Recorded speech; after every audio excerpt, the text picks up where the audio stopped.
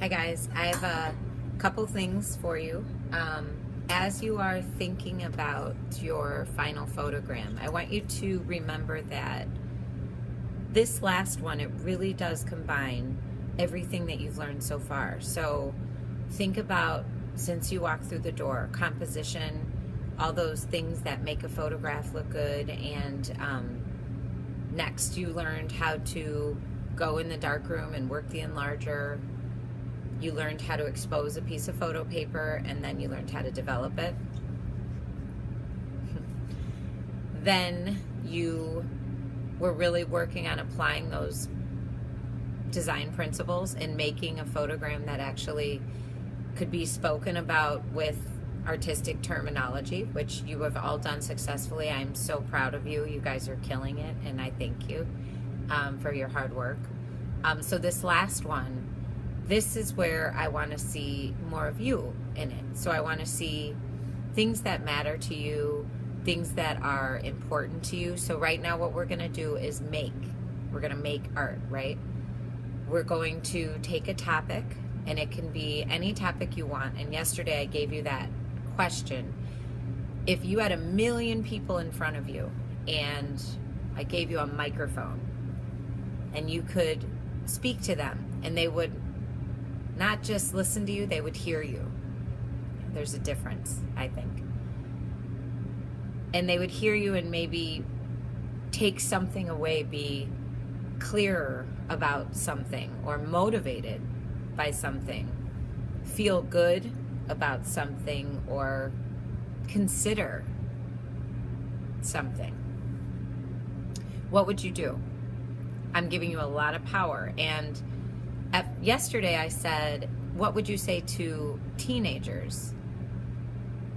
But I've been here a long time, and that was always an easy, when I said that question over the past 18 years, kids have always jumped in with answers really quickly. Like, you couldn't wait to tell me what you would want to do. But yesterday, I didn't feel like many of you had a quick answer to that. So I'm going to put a little twist in it. You could go with what you started yesterday. So like, what would you want other teenagers to know?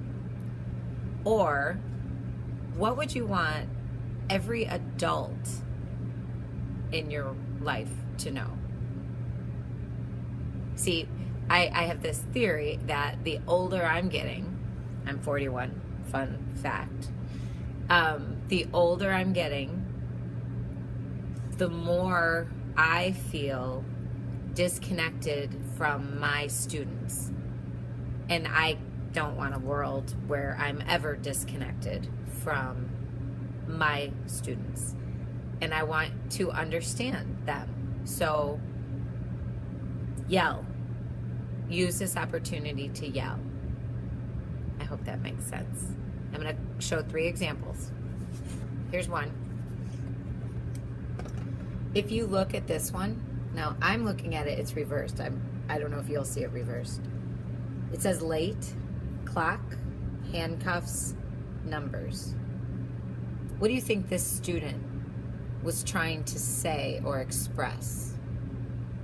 Think about that.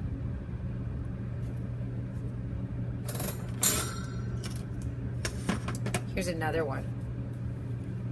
This one you can see the silhouette pretty clearly. You see the hands coming in. Girl, she's pregnant. She's got her hand on her head. There's a lot of words in here. What do you think she's struggling with? We talked about this one a little bit before. Notice how there's opaque objects and translucent. Nice combination, excellent color.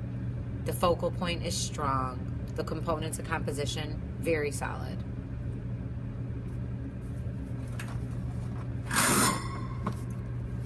And here's another one.